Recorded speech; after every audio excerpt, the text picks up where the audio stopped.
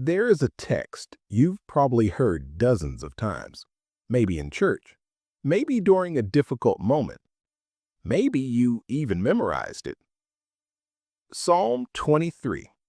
The Lord is my shepherd, I shall not want. But what if I told you this psalm is not what you think it is? What if every line, every word, is actually a complete manual for manifestation? Neville Goddard studied this psalm his entire life, and he discovered something most people never notice. This psalm is not about asking. It's not about religion. It's not about waiting. It's about assumption. It's about living in a state of consciousness where abundance is not something you chase. It's something you already are. And when you understand what each line really means, when you decode the message Neville revealed, you realize you're holding the exact script for manifesting unlimited abundance. Stay with me, because today you're about to see Psalm 23 with completely new eyes, and you'll understand why Neville said this is one of the most powerful texts ever written about creative consciousness. Let's begin with the first line. The Lord is my shepherd. Most people read this and imagine something external, a God up above taking care of them. But Neville shattered that interpretation.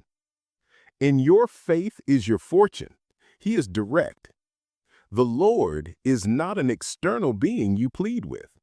The Lord is your own consciousness of I am. When you say the Lord is my shepherd, you are declaring my I am consciousness is what guides, creates, and determines my reality. There is no other power. There is no other God.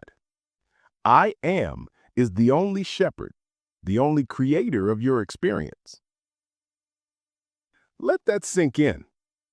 You are not waiting for an external God to give you abundance. You are the shepherd of your reality, your consciousness.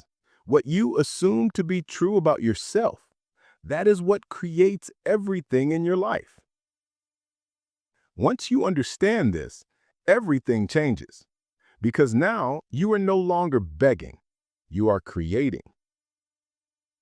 Now comes the second line, I shall not want. Notice the tense. It's not, I will not want someday if God allows. It's a declaration in the present. Neville taught that this line is the secret to instant manifestation. In The Power of Awareness, he explains, I shall not want is not a future hope. It is a present assumption. You do not say, I hope nothing is lacking. You declare as a finished fact, nothing is lacking. This is the difference between begging and manifesting. The beggar awaits a gift. The conscious creator assumes possession. Most people walk around saying, I need money. I need abundance. Every time you say, I need, you are affirming lack. But when you assume I shall not want, when you live from that state, you are literally reprogramming your consciousness for abundance. And the external world has no choice but to reflect it. The question is, can you assume abundance before your bank account shows it? Because that is exactly where the power lies. Now, this line right here is pure gold for anyone who studies Neville. You prepare a table before me in the presence of my enemies. What does this mean? It means abundance manifests even when everything around you screams the opposite. Your enemies are the contrary circumstances, the overdue bills, the empty bank account, the people telling you you're crazy. And yet the table is already set. Neville was adamant about this. In Seedtime and Harvest, he says, manifestation does not wait for circumstances to change. Manifestation ignores circumstances. When you assume the state of abundance, You are preparing a feast in the very presence of apparent lack. You do not wait for the enemies to disappear. You celebrate while they are still there, knowing they are only shadows that will vanish before the light of your new assumption. This is radical. You do not manifest abundance after the bills are paid. You assume abundance while the bills are still on the table. You don't wait for the money to show up to feel abundant.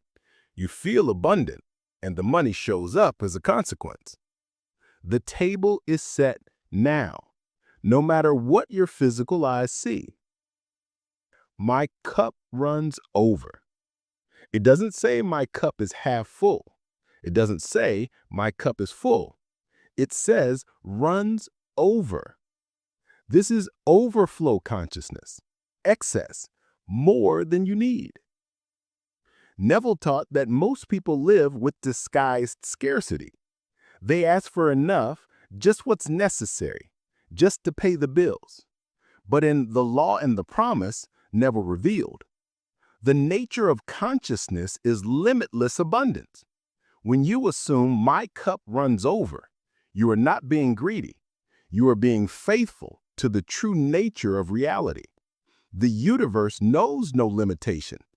Only your limited consciousness creates limited experiences.